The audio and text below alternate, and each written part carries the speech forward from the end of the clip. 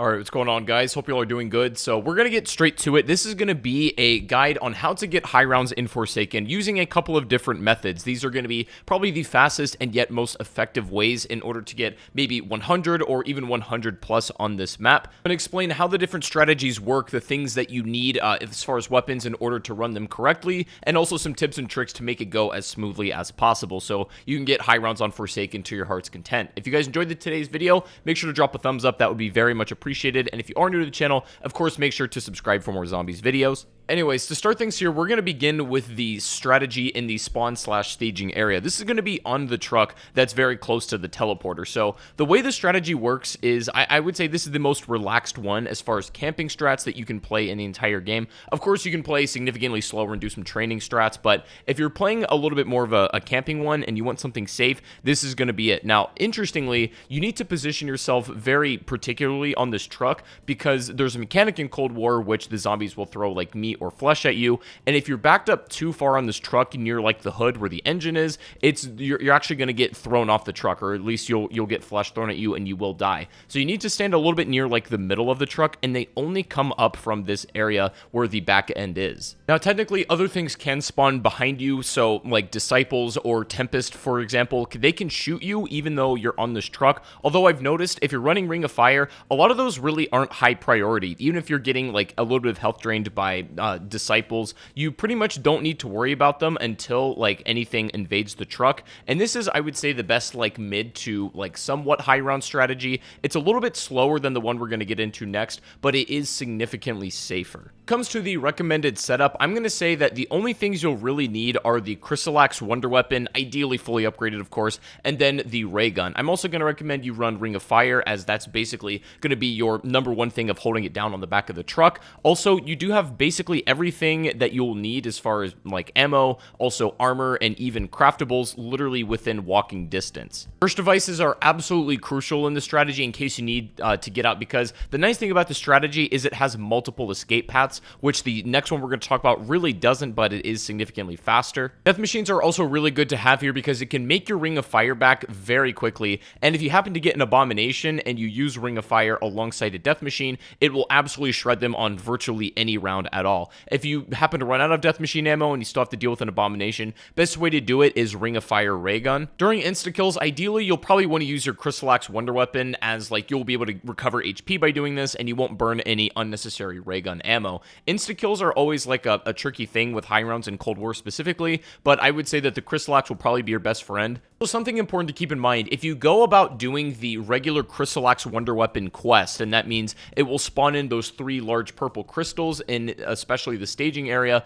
then honestly, if you're going to be playing this for a long time, make sure to destroy the crystal entirely, or else you'll get like virtually those infinite spawning zombies with the purple glow. They can be really annoying, so honestly, if you're going to be in the strategy for more than 50 rounds, make sure you break that crystal. Even if you're not doing the entire main quest, at least get that one out of the way so you don't get those extra zombie spawns. One unfortunate thing about this strategy is it can be kind of inconvenient to pick up drops, especially if you kill the zombies a little bit too far away from the back end of the truck. But if you kill them right as they're climbing, all you need to do is walk to the edge. You don't even need to drop down to get everything you need. You can also use Semtex to cover the front of the truck if you really need to get a reload in or something, or even just charge your Ring of Fire if you're running low on ammo. Everything you need, like I said though, is just literally within like 5 or 6 feet. So the strategy itself is very straightforward. Your biggest danger, I think, is not running out of ammo or equipment in this. It's getting pushed off the truck or getting pushed into a position where the zombies will throw meat at you. You need to watch out for the Mangler shots, which can nudge you a little bit in one direction. So just always be mindful of the position you're on this truck, because it's very particular. But as of right now, the time you're recording this video, this strategy works. You won't get meat thrown at you if you're doing it correctly, and also it's basically invincible to things like Abominations and Tempest, and also Disciples. You can take those at your own leisure during the mid round. You can pop Ring of Fire to nullify all of their projectiles. All in all, I would say you should probably do this if it's your first time playing Forsaken high rounds, but if it's not and you want a little bit more of a more difficult strategy, but not too difficult, we're going to look at the one in the Hell's Kitchen strategy. To access this, you need to use Ether Shroud inside this pizza shop to open the secret door. You will need a ray gun from this, so if you don't know how to do the Ronald ray gun Easter egg, I will leave a link in the description that will show that. Otherwise, it's probably best just to get the ray gun out of the box, but you will need it for the strategy, and you're also going to need specifically the Thumper. This is going going to be like absolutely integral to this strategy. Ring of Fire is also required, Gersh devices and Semtexes, and I do like to play this strategy with War Machines, although you can maybe swap it up for a Death Machine if you want to. That doesn't matter too much, but if you want to go with my recommended loadout, this is what it's going to be. Now, the fundamentals of this strategy is where you're always farming your Ring of Fire as quickly as possible, and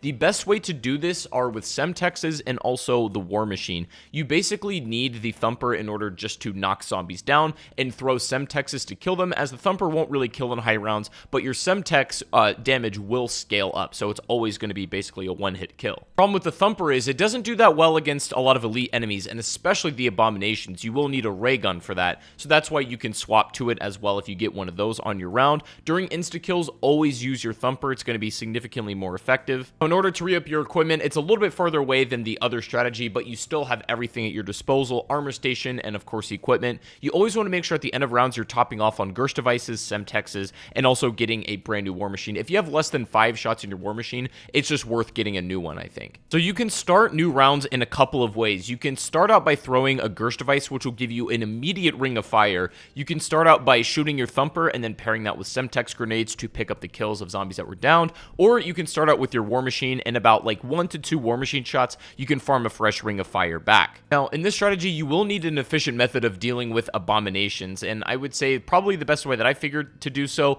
is make sure you have a Ring of Fire and specifically use the ray gun to pop the heads as quickly as possible on it. Additionally, throwing a Gersh device is recommended when you have an Abomination for a couple of reasons. Not only does it severely slow down the movement speed of the boss enemy, but it also gives you a way out just in case you need it, because otherwise the Abomination's too big for this counter and you will get trapped behind here. So if you throw the Gersh device very close to you, you can jump through the portal in case you do need to make an escape and things get a little bit dicey in there. But honestly, in higher rounds, if you're very efficient with your Ring of Fire, you shouldn't have to do it all too much. Now, the most common way you're going to go down in this strategy is you'll be caught by a lot of zombies while swapping weapons. So I'd say the recommended method to do this safely is you can hold a Semtex grenade at the same time as like shooting your weapon. So you should shoot a Thumper while you're throwing a Semtex and then swap to either your ray gun or your Death Machine, whichever you want to go for. If you do it while there's basically nothing out to cover you, you'll die like just literally in the animation of swapping. And assuming you have all of your perks like fully upgraded and everything with Ethereum crystals, which I imagine most of you do at this point, specifically Death Perception and also Mule Kick, not only will both your Thumper and ray gun recharge just while it's in your back pocket, but you also don't really need to worry about burning through equipment all too much, because you're going to get significantly more scrap than you know what to do with. Don't be afraid to just buy Semtexes and Gersh devices literally at the end of every round, and also don't be afraid to use them, because it's very unlikely, unless you're going down a lot, that you're going to run out of these items. I'm also going to recommend to probably avoid Tombstone in this strategy, just in case you do happen to go down. Making a recovery for perks is not impossible. As soon as you go down, you'll want to use a Gersh device, jump through it to get out. You then can buy armor very quickly because it will put you back in the main street, and then you can head over to the Wonder Fizz and reclaim your perks. Also, if you're in a really high round while doing that, I recommend bringing more Gersh devices with you to cover yourself at the Wonder Fizz as you pick up your perks. Otherwise, you'll go down pretty quickly. One more note, if you're doing this strategy in particular, I recommend at the beginning of the game to buy your perks in this order. Get Stamina Up, Quick Revive, and PhD. In case you happen to go down, those will be the 3 perks that you end up with. Those are essentially the most important to get around the map, especially on higher rounds, and avoid zombies, and reclaim your perks more importantly. And then you can get right back set up just in case you do happen to make a mistake. Like I said, though, there are plenty of like training strategies that you can use also with like the Crystal Axe and play a lot more slow yet safe. But if you want something that's pretty fast and like fairly engaging, this one isn't too bad at all. And then the truck strat, obviously, I'm going to recommend is the safest camping strategy just in general in Forsaken. But anyways, I hope that made sense, and I hope you guys are able to utilize these strategies to the best of your ability. If this did help, make sure to drop the video a like rating, subscribe if you're new to the channel, and I also do stream zombies on Twitch. If you guys don't follow me, you should definitely do that. Link to that's in the description. Anyways, hope you guys have a great rest of your day, and I'll see you all on the next one. Take it easy and peace out.